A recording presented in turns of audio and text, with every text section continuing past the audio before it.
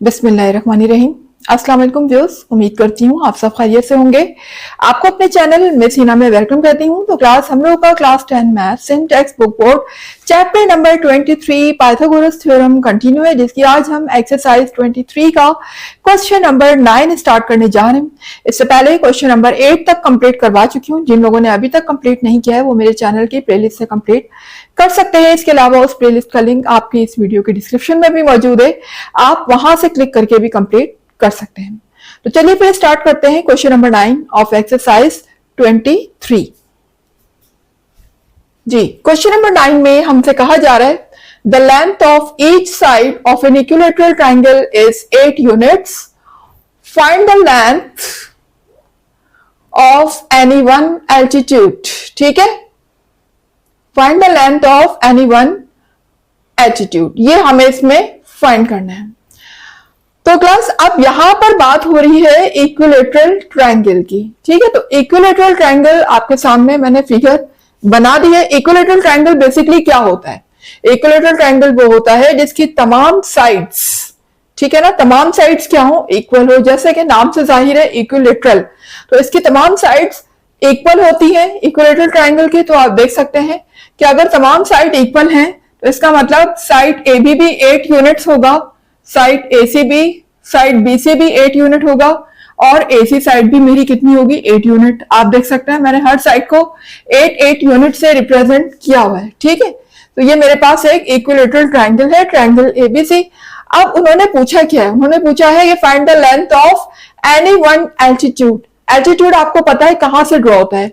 किसी भी ट्रायंगल के वर्टेक्स से ड्रॉ होने वाली लाइन। ठीक है, यूं समझ लीजिए वो भी एक परपेंडिकुलर है। ठीक है ना, एल्टीट्यूड भी क्या होता है? परपेंडिकुलर होता है।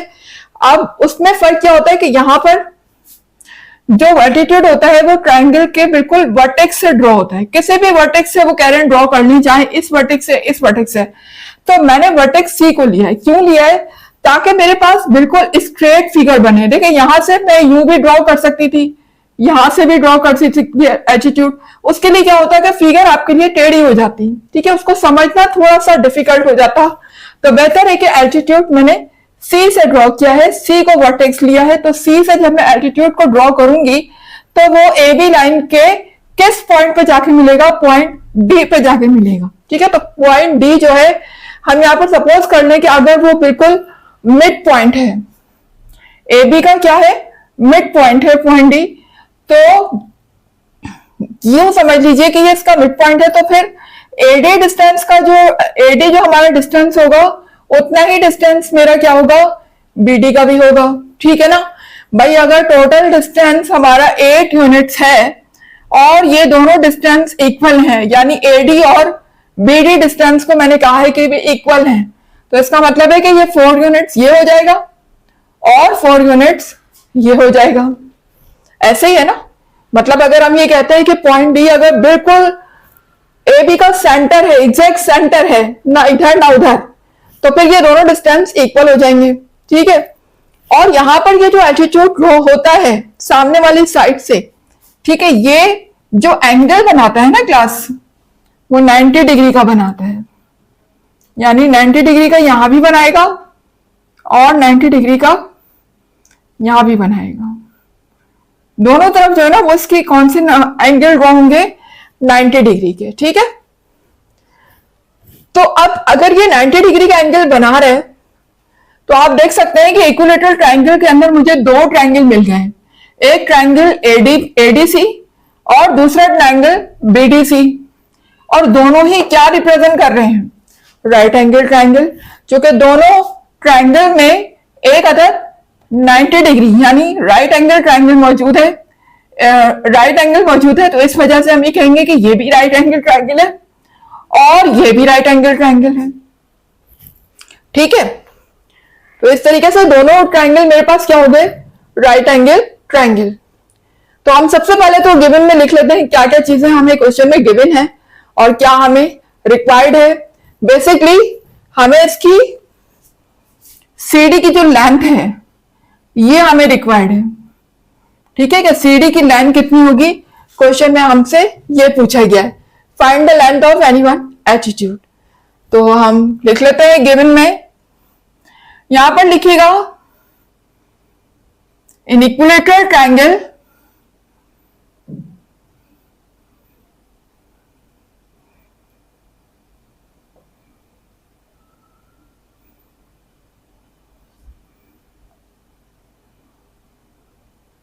जी, क्या नाम दिया है हमने इक्विलेटरल ट्रायंगल को?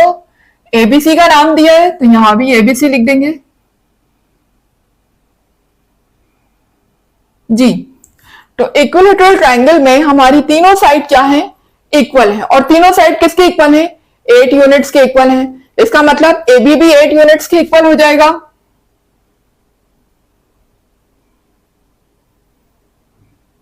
ठीक है, और बीसी भी इक्वल है।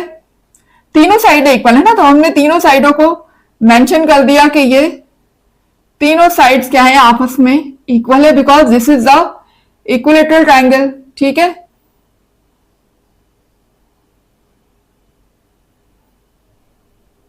जी। थर्ड साइड मेरी क्या है? एसी। तो तीनों साइड क्या हो गई? इक्वल हो गई। और तीनों साइड्स किसके इक्वल है? 8 यूनिट्स के। ये चीजें हमें क्वेश्चन में गिवन है। ठीक है, तो ये तो हो गया गिवन। अब हमें रिक्वायर्ड क्या है? हमें रिक्वायर्ड है लेंथ ऑफ एल्टीट्यूड, और यहां पर मुझे एल्टीट्यूड का नाम मैंने क्या दिया है? सीडी, यानी मुझे सीडी की लेंथ रिक्वायर्ड है। तो मैं यहां पर लिख देती हूं रिक्वायर्ड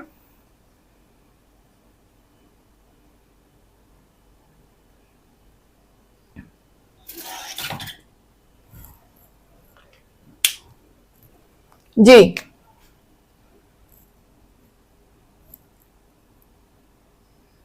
सीडी।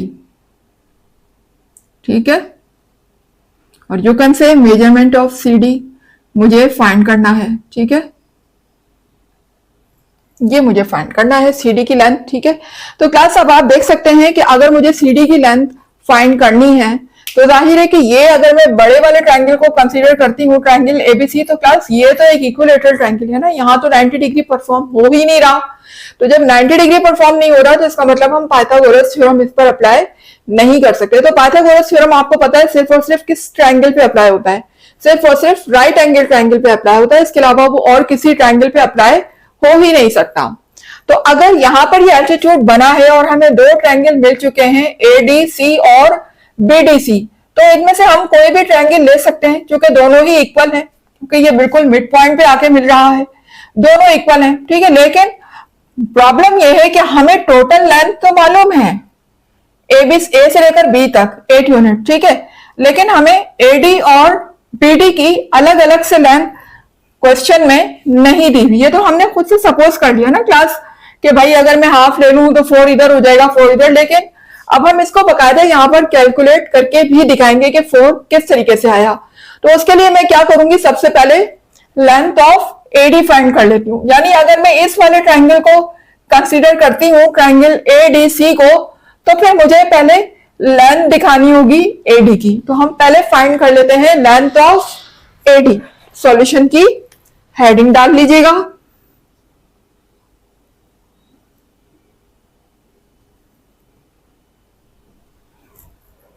जी, एडी की लेंथ अगर मैं फाइंड करती हूं तो आपको पता है कि एडी जो है वो हाफ है किसका?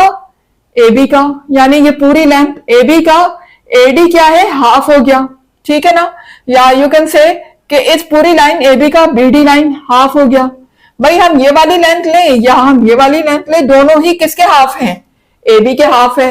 लेकिन चूंकि मैं ट्रायंगल ये वाला कंसीडर कर रही हूं तो मैं लेंथ भी कौन सी लूंगी? एडी। तो मैं एडी फाइंड करने जा रही हूं जी। तो एडी यहां पर लिख दिएगा, फर्स्ट भी फाइंड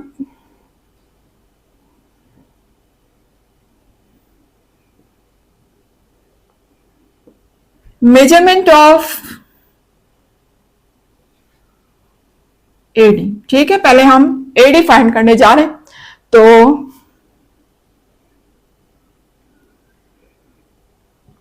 एडी जो है बेसिकली वो हाफ है। ठीक है, किसका हाफ? ए बी का हाफ। ठीक है, तो हम यहां लिखेंगे measurement of A B. A B length का वो हाफ है। कौन हाफ है? एडी हाफ है। तो हमें ए बी लेंथ तो पता है ना कि ए बी लेंथ कितनी है। ये टोटल लेंथ तो हमें पता है, ए से लेकर बी तक हमारी लेंथ है 8 यूनिट। तो हम ए बी की प्लेस में लिख लेते हैं 8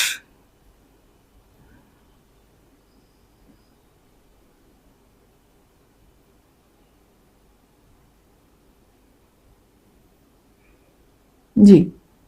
मेजरमेंट ऑफ ए बी की प्लेस में आ जाएगा 8। तो क्लास अब यहां पर मैं कैंसिल कर सकती हूँ इजीली, जो कि 2 यहां पर डिवाइड हो रहा है और 2 के टेबल में 8 आता है, तो हम कैंसिल कर लेते हैं। 2 1 जा 2 एंड 2 4 जा 8। ठीक है, तो मेजरमेंट ऑफ एडी मेरे पास क्या आ गया? 4।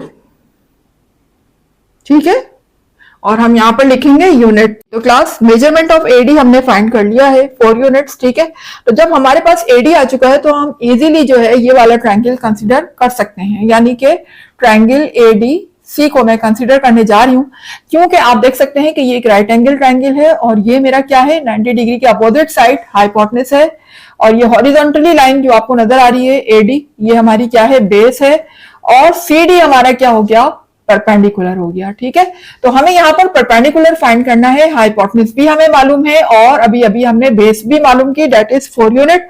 तो हम इजीली पाइथागोरस थ्योरम की हेल्प से परपेंडिकुलर यानी कि सीडी की लेंथ फाइंड कर सकते हैं। ठीक है, तो मैं कंसीडर कर लेती हूं ट्राइंगल एडीसी को। लिख लीजिएगा, कंसीडर ट्राइंगल एडीसी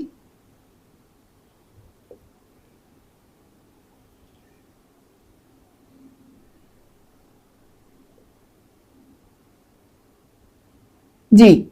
अगर मैं ट्राइंगल एडीसी को कंसीडर करती हूं तो हमें सारी ही साइड्स मालूम है सिवाय परपेंडिकुलर के, तो हम इजीली यहां पर अप्लाई कर लेते हैं पाइथागोरस थ्योरम। तो लिख लीजिएगा, according to Pythagoras theorem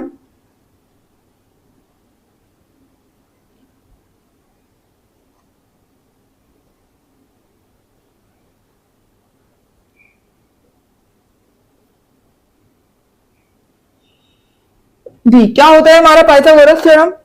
hypotenuse का square is equal to base square plus perpendicular square. तो हाइपोटेनस मेरा यहां पर क्या है? Length of AC. एसी क्या है? हाइपोटेनस। तो हम हाइपोटेनस की प्लेस में क्या लिख लेंगे? एसी, यानी कि मेजरमेंट ऑफ एसी का स्क्वायर इज इक्वल टू, फिर हमारा बेस क्या है यहां पर, आगे क्या होता है हाइपोटेनस के स्क्वायर के आगे base square, hypotenuse square is equal to base square. तो बेस यहां पर एडी है, तो हम आगे लिख लेते हैं मेजरमेंट ऑफ एडी का स्क्वायर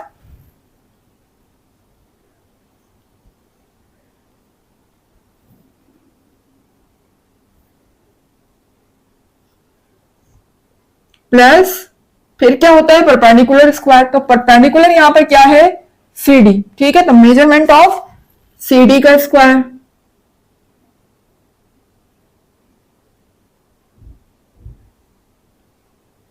जी। ये देख सकते हैं मैंने यहाँ पर पाइथागोरस थ्योरम अप्लाई कर दिया है। अब मैं यहाँ पर जो भी वैल्यू मुझे फिगर में नजर आ रही है वो मैं पुट कर लेती हूं। तो एसी जो है वो मेरा इक्वल है 8 यूनिट्स के। एसी की प्लेस में हम लिखेंगे 8, और चूंकि फॉर्मूले में स्क्वायर है तो होल स्क्वायर आ जाएगा। और एडी जो है वो मेरा इक्वल है 4 यूनिट्स के, और अभी अभी हमने यहाँ ऊपर फाइंड भी किया है, तो हम एडी की प्लेस में रख लेते हैं 4 और इसका ले लेते हैं होल स्क्वायर। और सीडी लेंथ तो मुझे मालूम नहीं है, वो मुझे मालूम करनी है, तो हम सीडी को कॉपी कर लेते हैं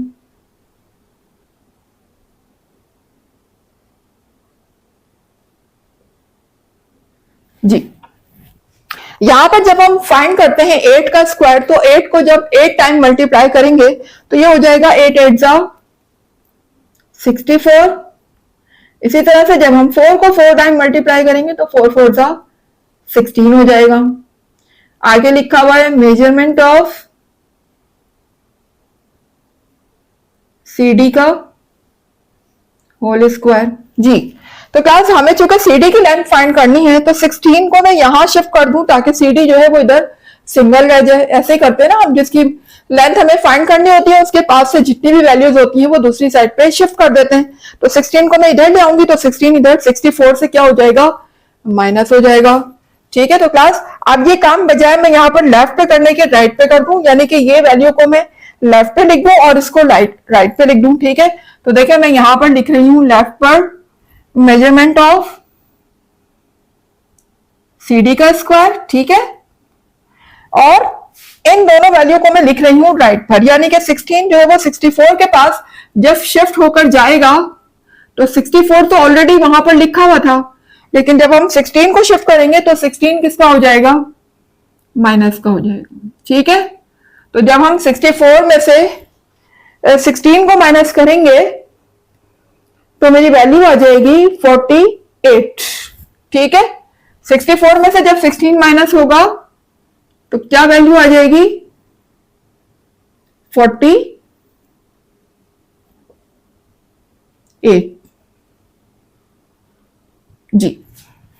जी, अब मुझे वैल्यू जो चाहिए, जो मुझे लेंथ चाहिए वो किसकी चाहिए, CD की चाहिए, CD स्क्वायर की नहीं चाहिए। स्क्वायर को मुझे रिमूव करना है, तो सिंपल मैं क्या करूंगी, यहां पर taking square root on both side.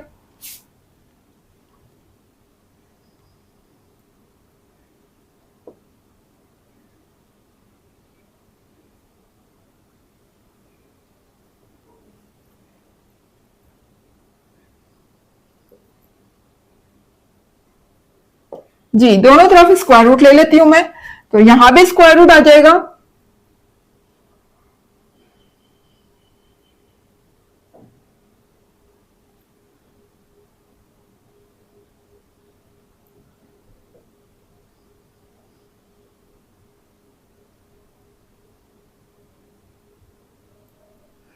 और 48 के ऊपर भी स्क्वायर रूट आ जाएगा।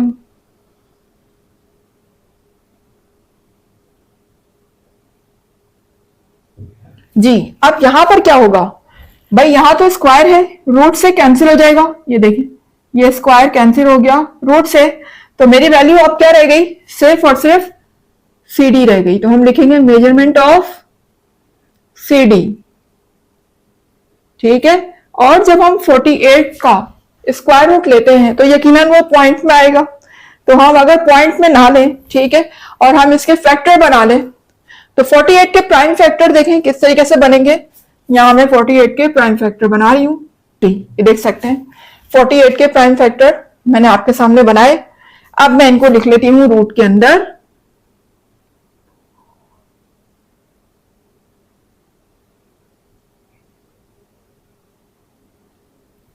जी, how many twos are there, 1 2 3 4, there are 4 twos.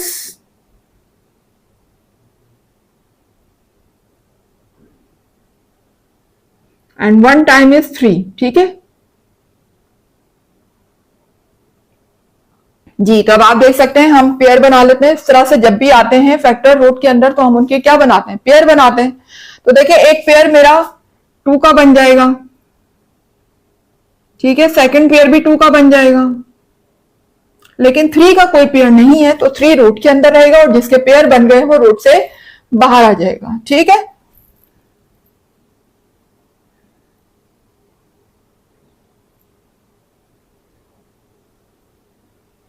जी, एक ये 2 बाहर आएगा रूट से और दूसरा 2 जब बाहर आएगा तो दोनों का 1 1 2 में शिफ्ट हो जाएगा। ठीक है, और रूट के अंदर अब मेरा क्या रह गया, सिर्फ 3 रह गया। ठीक है जी, तो अगर मैं 2 को 2 से मल्टीप्लाई करूंगी तो क्या हो जाएगा, 4 रूट 3 हो जाएगा। आगे लिख देते हैं 4 रूट 3। ठीक है, तो ये देख सकते हैं मेजरमेंट ऑफ CD की लेंथ मेरे पास क्या आ गई है, 4 रूट 3। और आगे लिख दीजिएगा यूनिट्स, क्योंकि हम सारी बात यूनिट्स की कर रहे हैं, तो इसकी लेंथ के आखिर में भी हम क्या लिखेंगे, यूनिट्स। ठीक है, तो अब रिजल्ट में क्या आ जाएगा क्लास, रिजल्ट हम किस तरीके से देंगे, क्योंकि हमसे यहां पर जो लेंथ पूछी गई थी वो एल्टीट्यूड की लेंथ पूछी गई थी ना, तो हम रिजल्ट भी इसी तरीके से देंगे। हेडिंग डालिएगा रिजल्ट। ठीक है, यहां लिखिएगा the length of attitude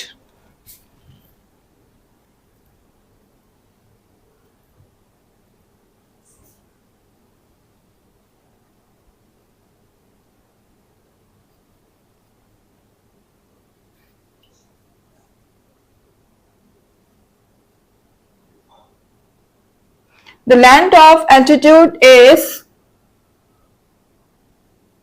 4 square root 3 units।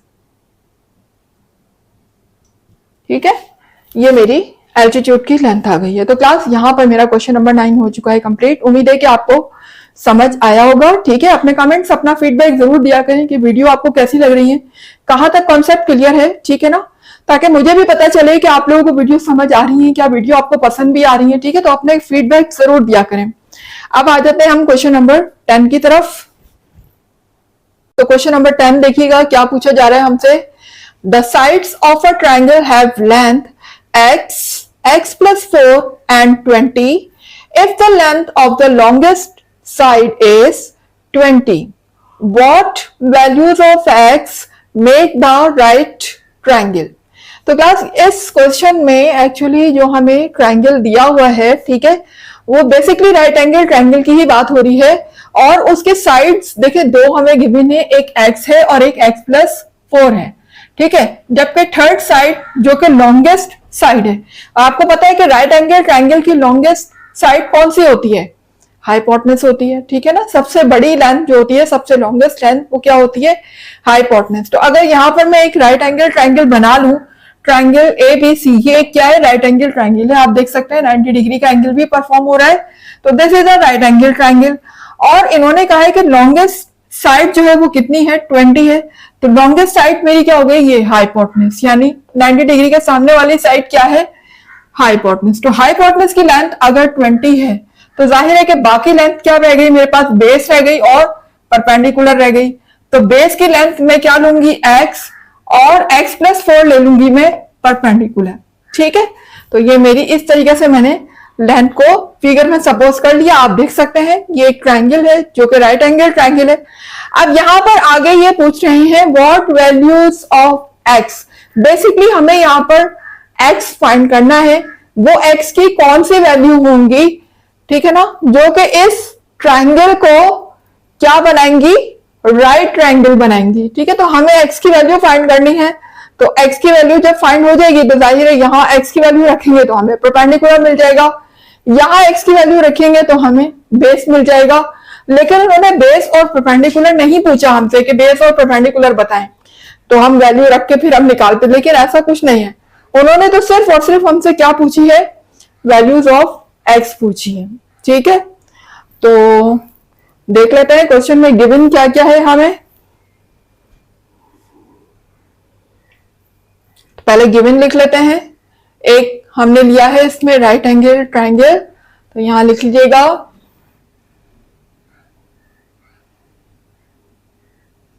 In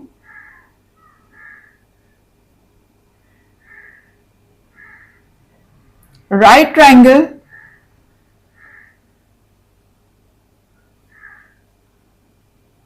ji, right angle triangle का नाम क्या रखा है हमने, ABC। यहां पर हम मेंशन कर देंगे राइट ट्राइंगल ABC में अगर हम देखें तो हमें क्या क्या चीजें गिवन है। बेसिकली AB जो है वो हमारा इक्वल है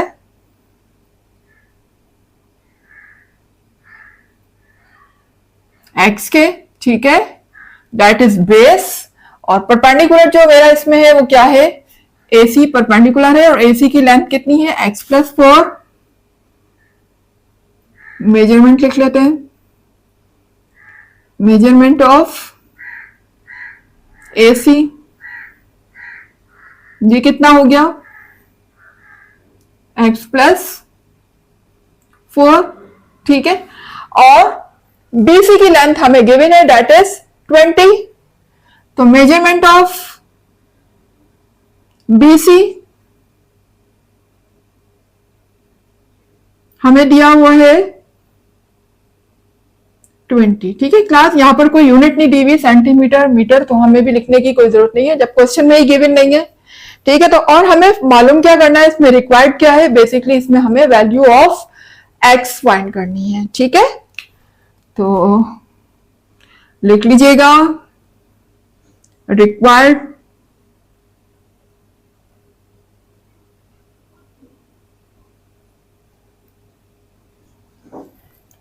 में हमें है एक्स फाइंड करना है। ठीक है ना, एक्स का मतलब हमें ए बी फाइंड करना है, लेकिन ए बी की लेंथ को मैंने एक्स कहा हुआ है, यहाँ पर एक्स कहा हुआ है इन्होंने, तो हम यहाँ पर लिखेंगे कि we have to find X. ठीक है, बुक में भी हमसे क्वेश्चन में भी एक्स ही पूछा गया है तो हम एक्स ही लिखेंगे।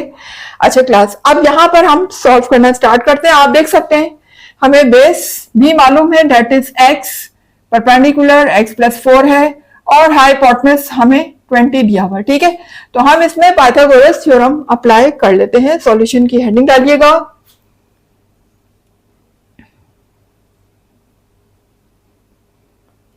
आगे लिखिएगा अकॉर्डिंग टू पाइथागोरस थ्योरम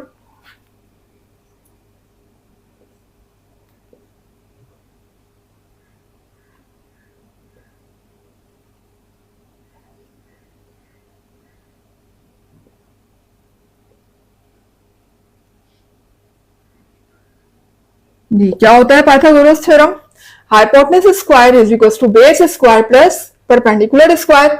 तो हाइपोटेनस को मैंने यहाँ पर क्या नाम दिया हुआ है, दैट इज हाइपोटेनस, जिसको हमने नाम दिया हुआ है बीसी का। तो हाइपोटेनस की प्लेस पे हम रख देंगे बीसी, मेजरमेंट ऑफ बीसी का स्क्वायर। आगे क्या होता है, हाइपोटेनस के स्क्वायर के बाद बेस स्क्वायर, तो बेस यहां पर क्या है, ए बी है। ठीक है, तो मेजरमेंट ऑफ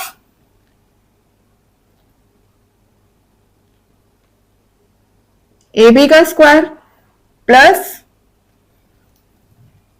परपेंडिकुलर क्या क्या नाम दिया हुआ है यहां पर, ए सी, तो आगे लिख देगा मेजरमेंट ऑफ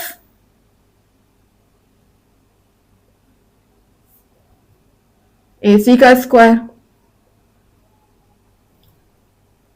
ठीक है, ये देख सकते हैं यहां पर मैंने पाइथागोरस थ्योरम अप्लाई कर दिया है। अब हम इनकी वैल्यूज को पुट कर लेते हैं जो कि हमें दी हुई है एक्स की फॉर्म में, वैल्यूज की फॉर्म में। तो देखिए हाइपोटेनस मेरा किसके इक्वल है, 20 के इक्वल है, तो बीसी की लेंथ 20 है, तो हम बीसी की प्लेस में रखेंगे 20 और इसका ले लेंगे स्क्वायर। ठीक है, आगे ए बी देखें, ए बी कितना दिया हुआ है मुझे, एक्स है, तो ए बी की प्लेस में एक्स आ जाएगा, और ऊपर चूंकि स्क्वायर लगा हुआ है तो हम एक्स पे स्क्वायर लगा देंगे। और एसी की लेंथ हमें यानी कि परपेंडिकुलर की लेंथ हमें कितनी गिवन है, एक्स प्लस 4, तो हम एसी की प्लेस में रखेंगे एक्स प्लस 4 का होल स्क्वायर। ठीक है जी, तो क्लास अब आप देख सकते हैं यहां पर हम 20 का स्क्वायर ले लेंगे। ठीक है, एक्स का स्क्वायर लगा हुआ है, लेकिन यहां देखें एक्स प्लस 4 का होल स्क्वायर लिखा हुआ है, तो क्लास आप देख सकते हैं यहां पर ए प्लस बी होल स्क्वायर का फॉर्मूला अप्लाई हो रहा है। ठीक है, तो क्या मुझे फॉर्मूला लिखने की जरूरत है ए प्लस बी होल स्क्वायर का, मेरे ख्याल में अब तो इतने चैप्टर हो चुके हैं कि ए प्लस बी होल स्क्वायर का फॉर्मूला आपको याद हो ही चुका होगा। चलें लिख देते हैं फिर भी। ठीक है, यहां मेंशन कर रही हूं मैं फॉर्मूला,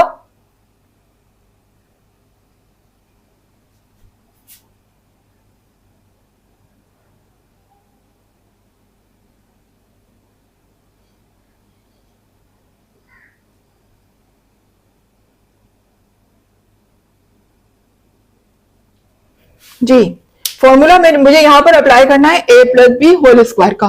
तो ए प्लस बी होल स्क्वायर का फॉर्मूला आपको पता है, सबको बहुत अच्छी तरीके से याद होगा।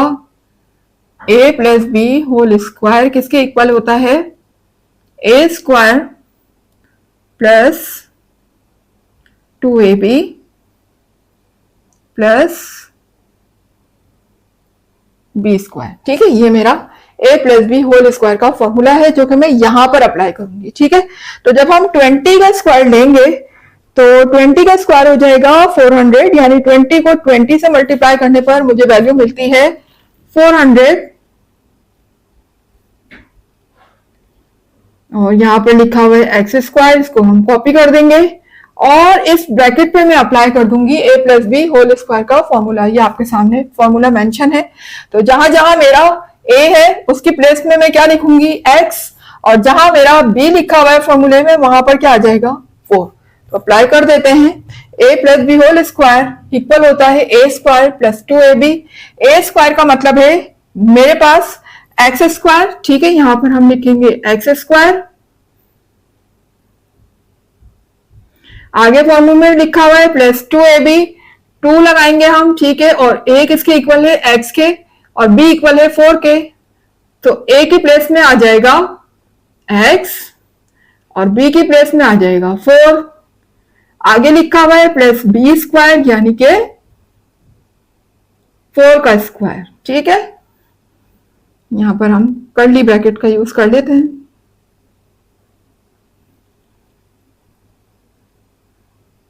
ये इस तरीके से आप देख सकते हैं, यहां पर मैंने फॉर्मूला अप्लाई कर दिया है।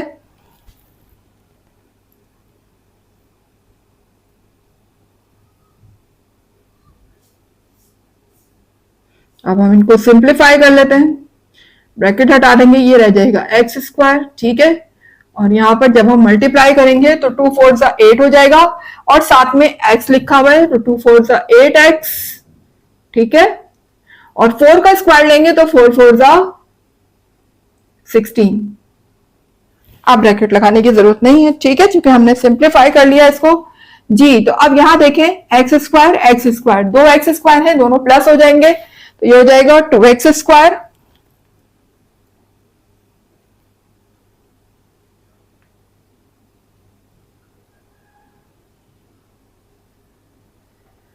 ठीक है, 2x स्क्वायर प्लस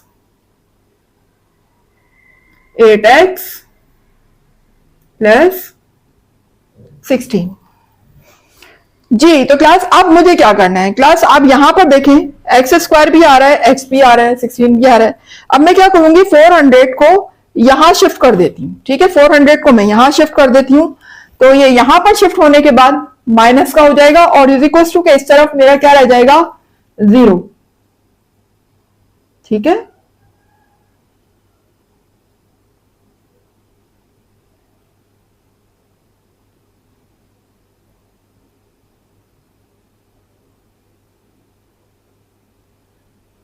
जी अब मैं 400 को जब यहां शिफ्ट करूंगी तो ये हो जाएगा -400 इस तरीके से, ठीक है जी। जी क्लास अब मुझे क्या करना है, 400 माइनस का है और 16 मेरे पास प्लस का है। भाई ये दोनों तो नहीं हो सकते ना एड या सबट्रैक्ट, क्योंकि ये एक्स स्क्वायर है ये एक्स है, इनको तो हम साथ लिखा रहने देंगे, लेकिन ये दोनों क्या है नंबर है। तो 400 माइनस का है जबकि 16 प्लस का है। जब डिफरेंट साइन होते हैं तो हम क्या करते हैं सबट्रैक्शन करते हैं, ठीक है। तो 400 में से मैं 16 को माइनस कर देती हूँ। जब 400 में से 16 को माइनस करूंगी तो मेरी वैल्यू आ जाएगी 384। तो क्लास ये वैल्यू बजाय मैं यहां पर राइट पे लिखने के अगर मैं इसको लेफ्ट पे लिख दूं और 0 को राइट पे लिख दूं, ठीक है ना, क्योंकि इस तरह लिखा हुआ थोड़ा अजीब लग रहा है। मतलब ये वो नहीं है, आप लिख भी सकते हैं इस तरह, लेकिन हम नॉर्मली 0 को कहां लिखते हैं राइट साइड पर, और इस पूरी वैल्यू को उठा के मैं लिख लेती हूँ लेफ्ट साइड पे, ठीक है, क्योंकि दोनों ही एक दूसरे के इक्वल हैं। तो कर लेते हैं फिर हम इस तरीके से 2x स्क्वायर प्लस 8x, ठीक है। और जब मैं 400 में से 16 को माइनस करूंगी तो मेरी वैल्यू आएगी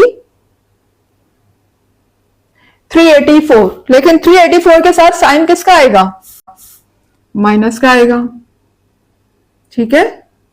384 के साथ साइन माइनस का आएगा। क्यों आएगा, क्योंकि यहां पर ग्रेटर नंबर के साथ साइन माइनस का लगा हुआ है, स्मॉलर के साथ प्लस है।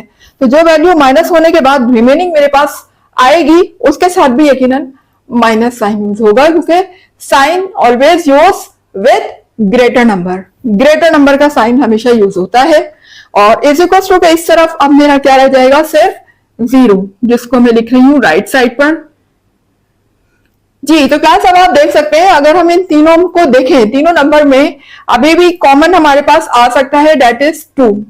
अगर मैं 2 कॉमन लेती हूं तो 2 के टेबल में 2 भी जाता है, 8 भी जाता है और 384 भी जाएगा, क्योंकि 384 एक इवन नंबर है और जितने भी इवन नंबर होते हैं वो लाजमी 2 के टेबल में तो जरूर ही जाते हैं। ठीक है, तो फिर हम 2 यहां से कॉमन ले लेते हैं। ये 2 का टेबल इतना पढ़ेंगे कि 8 आ जाए, तो 2 4 जा 8 हो जाएगा जी। यहां पर अगर मैं 384 को 2 से डिवाइड करती हूं तो मेरी वैल्यू आ जाती है 2 1 जा 2 हो जाएगा। ये यहां शिफ्ट होगा तो 2 9 जा 18 एंड 2 2 जा 4 192 इज इक्वल टू 0 जी। क्लास आप 2 देखिए इस ब्रैकेट से क्या हो रहा है, मल्टीप्लाई हो रहा है ना। जब मैं इसको इज इक्वल टू को राइट साइड पे लेकर आऊंगी तो ये 0 से क्या हो जाएगा, डिवाइड हो जाएगा। और 0 से जो भी वैल्यू डिवाइड हो जाती है वो क्या बन जाती है, 0 हो जाती है। तो मुझे डिवाइड करके 0 बना के दिखाने की जरूरत मेरे ख्याल में अब नहीं है। ये बात बहुत अच्छी तरह से आपको समझ आती होगी। तो जब ये यहाँ 2 0 से डिवाइड होगा तो ये 0 बन जाएगा। तो मैं डायरेक्ट यहाँ पर क्या लिख लेती हूँ, राइट साइड पे 0 लिख लेती हूँ। ठीक है,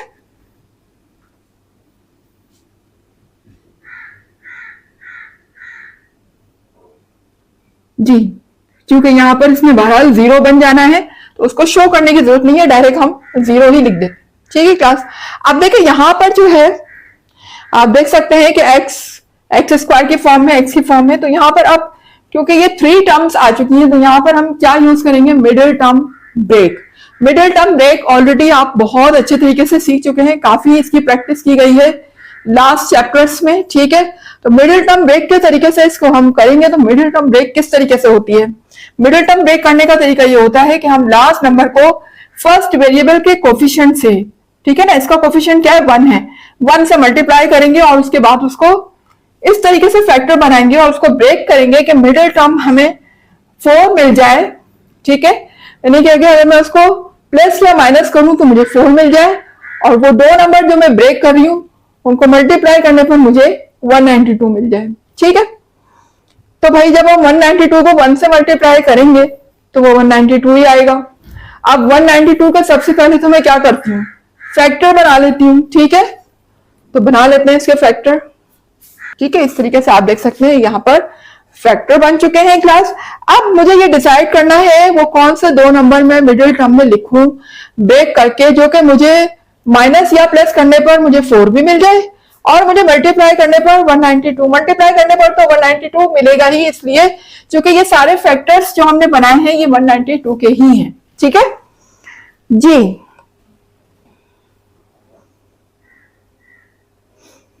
तो अब मुझे इनमें से 2 नंबर डिसाइड करने हैं। अच्छा, एक चीज और क्लास, ये भी मैंने आपको पिछले चैप्टर्स में समझाई थी कि जो 2 नंबर हम यहाँ पर ब्रेक करने जा रहे हैं, ठीक है, अब ये भी डिसाइड करना है आपने कि हमें उन 2 नंबर्स को प्लस करना है या फिर माइनस करना है। ठीक है, इस चीज का डिसीजन आप पहले ही लिया करें ताकि सारी कंफ्यूजन खत्म हो जाए और इस तरह से मिस्टेक्स के चांसेस भी नहीं होते। तो अब इसका डिसीजन कि वो 2 नंबर्स जो हम ब्रेक करने जा रहे हैं उसे हम सब्ट्रैक्ट करेंगे या प्लस करेंगे, ये साइन करेगा, उसका फैसला ये साइन करेगा। अगर यहाँ पर लास्ट नंबर, ठीक है ना, ये तो 0 है, लास्ट नंबर क्या है मेरा 192, इससे पहले जो साइन लगा हुआ है वो ये डिसाइड करता है कि जो 2 नंबर हम ब्रेक करेंगे वो प्लस होंगे या फिर माइनस होंगे। तो अगर यहाँ पर माइनस का साइन लगा हुआ है तो इसका मतलब वो जो 2 नंबर हम ब्रेक करने जा रहे हैं वो लाजमी आपस में क्या होंगे, सब्ट्रैक्ट होंगे। ठीक है, एडिशन नहीं होगी, सब्ट्रैक्शन होगी। और जब सब्ट्रैक्शन होती है तो हम डिफरेंट साइन का यूज करते हैं। एडिशन में सेम साइन का यूज होता है जबकि सब्ट्रैक्शन में डिफरेंट साइन। तो अभी हम यहाँ पर डिसाइड कर लेते हैं कि वो हमें नंबर कौन कौन से लेने हैं, 2, तो उसके लिए हम ले लेते हैं। देखिए अगर मैं यहाँ मल्टीप्लाई करती हूँ 2 2 जा 4, 4 2 जा 8 और 8 2 जा 16, अगर मैं यहां से यहां तक, ठीक है, यहां से यहां तक एक नंबर अगर मैं 16 ले लेती हूं, फर्स्ट करें एक नंबर मैंने क्या ले लिया, 16 ले लिया। ठीक है, और 2 2 जा 4, 4 3 जा 12, यहां से यहां तक अगर मैं मल्टीप्लाई करती हूं तो दूसरा नंबर मुझे मिल जाता है 12। तो अब जरा देखें, अगर एक नंबर मैंने यहां पर 16 ले लिया, इन चारों को मल्टीप्लाई करके और इन तीनों को मल्टीप्लाई करके एक नंबर आ चुका है 12। तो अगर 2 नंबर में 16 और 12 लेती हूं तो 16 को 12 से मल्टीप्लाई करने पर यकीनन 192 तो आएगा। क्यों आएगा? क्योंकि ये फैक्टर ही किसके हैं, 192 के हैं।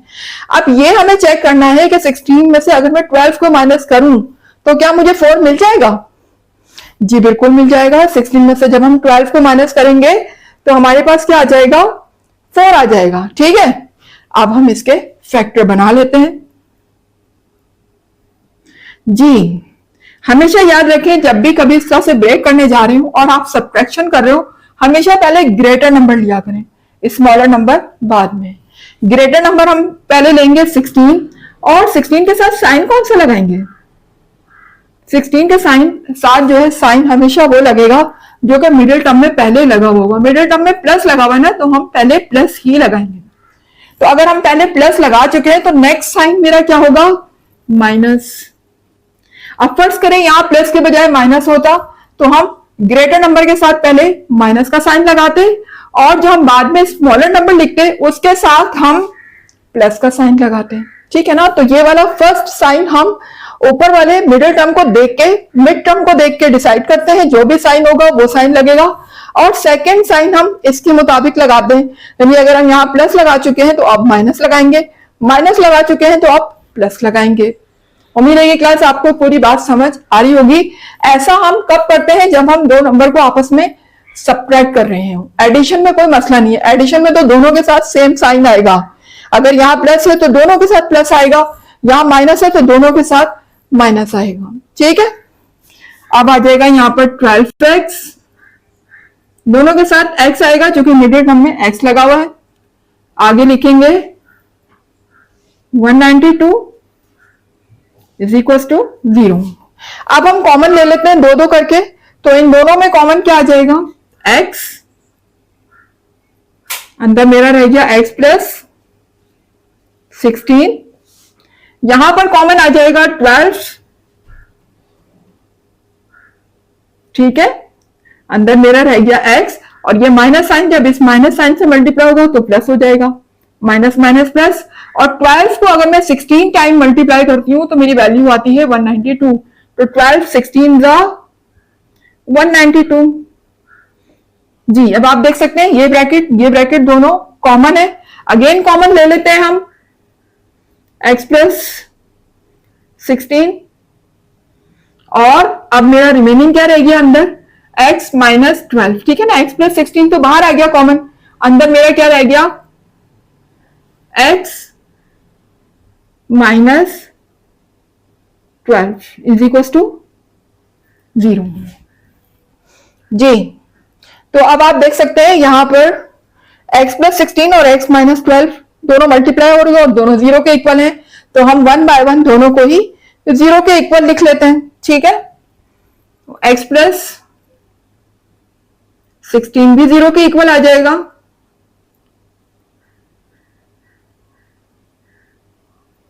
ठीक है, और सेकेंड वैल्यू मेरे पास क्या आ रही है?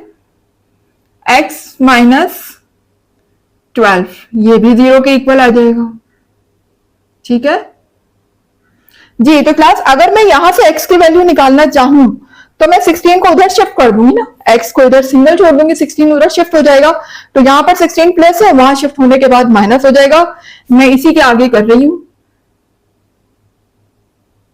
ये हो जाएगा x की वैल्यू हो जाएगी माइनस 16। ठीक है, और अगर यहां से मैं x की वैल्यू निकालना चाहूं तो यहां पर क्या हो जाएगी वैल्यू? माइनस 12 है, वहां शिफ्ट होने के बाद प्लस 12 हो जाएगा, और x मेरा यहां पर सिंगल रह गया, तो ये 12 को जब मैं उधर शिफ्ट करूंगी तो ये हो जाएगा प्लस 12। यहां से मुझे x की वैल्यू क्या मिल गई? 12, जबकि यहां से मुझे x की वैल्यू क्या मिली है? माइनस 16। तो क्लास याद रखिएगा, जो भी वैल्यू हमारी माइनस में आएगी ना, लेंथ कभी भी माइनस में नहीं होती है। ठीक है, लेंथ हमेशा किस में होती है? प्लस में होती है। तो हम माइनस वाली वैल्यू को क्या कर देंगे? इग्नोर कर देंगे, और हम कंसीडर करेंगे सिर्फ प्लस वैल्यू को। ठीक है, तो अब हम रिजल्ट में क्या लिखेंगे?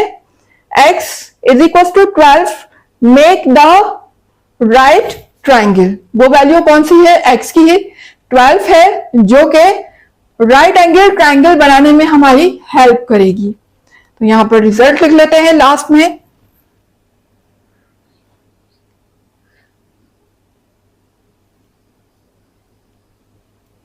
रिजल्ट हमारा हो जाएगा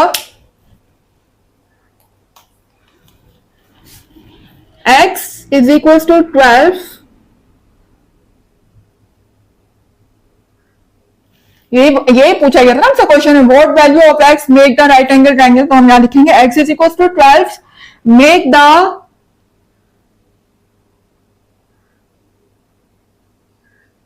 राइट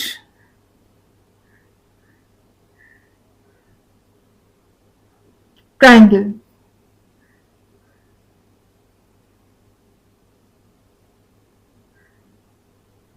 ठीक है, x is equal to 12 make the right triangle. तो ये हमारा यहाँ पर कंप्लीट हुआ क्वेश्चन नंबर 10। उम्मीद है कि आपको समझ आया होगा क्लास, और अगर आपको समझ आया है, कॉन्सेप्ट भी क्लियर हुए हैं, ठीक है ना, और आपने कुछ सीखा है मेरी वीडियो से, तो फिर वीडियो को लाइक जरूर कर दें, और वो व्यूअर्स जो चैनल पर न्यू हैं वो चैनल को भी सब्सक्राइब कर दें, ताकि हर नई आने वाली वीडियो का नोटिफिकेशन आपको टाइम पर मिलता रहे। और क्लास इसके साथ साथ अपने अच्छे अच्छे कमेंट्स, फीडबैक भी दिया करें कि आपको वीडियो कैसी लग रही है, कॉन्सेप्ट कहाँ तक क्लियर है, ठीक है।